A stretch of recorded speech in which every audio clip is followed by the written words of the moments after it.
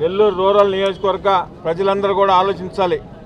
ఎవరు స్థానికంగా నియోజకవర్గాన్ని అంటిపెట్టుకుని స్థానికంగా ఎవరు అందుబాటులో ఉంటారు, ఏ చిన్న సమస్య కాడి నుంచి పెద్ద సమస్య దాకా కూడా ఫోన్ చేస్తే పలికే ఎమ్మెల్యే ఎవరైతే నెల్లూరు రూరల్ నియోజకవర్గంలో ఆ పని ఈ పని తేడా లేకుండా వ్యక్తిగతంగా కానీ అదేవిధంగా ప్రభుత్వ పరంగా కానీ అటు గవర్నమెంట్ హాస్పిటల్కి వచ్చేవాళ్ళు, ప్రైవేట్ హాస్పిటల్కి వచ్చేవాళ్ళు, MRO, revenue, current, drain, road, సాగునీరు, తాగునీరు ఏ సమస్య ఉన్నా కూడా మీ ఇంటికి వచ్చి చేసే వ్యక్తి స్థానిక శాసనసభ్యులు సేదరెడ్డి. ఇది ఒక్కటి దయచేసి నెల్లూరు రూరల్ నియోజకవర్గంలో ప్రజలందరూ కూడా గుర్తుపెట్టుకోవాలి.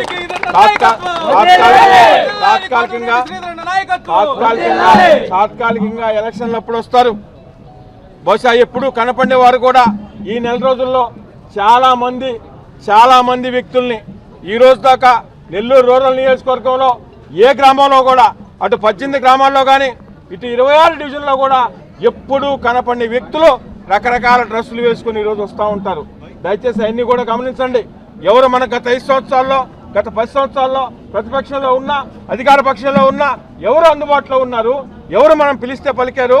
ఈరోజు కొత్తగా ఈ నెల రోజుల్లో రకరకాల వ్యక్తులు రకరకాల వేషాలు వేసుకుని ఈరోజు మన దగ్గరికి వస్తూ ఉన్నారు. దయచేసి ఎవరైనా రావచ్చు ఈ ప్రజాస్వామ్య దేశంలో, కానీ ఒకటి మనం గుర్తుపెట్టుకోవాలి. ఒక ప్రజాప్రతినిధి ఎలా ఉండాలా, ప్రజలకు నిరంతరం అందుబాటులో ఉండాలా, అదే విధానాన్ని నెల్లూరు రూరల్ నియోజకవర్గ ప్రజలు గుర్తుపెట్టుకొని రాబో ఎలక్షన్లో ఒక మంచి తీర్పు ఇవ్వబోతున్నారు.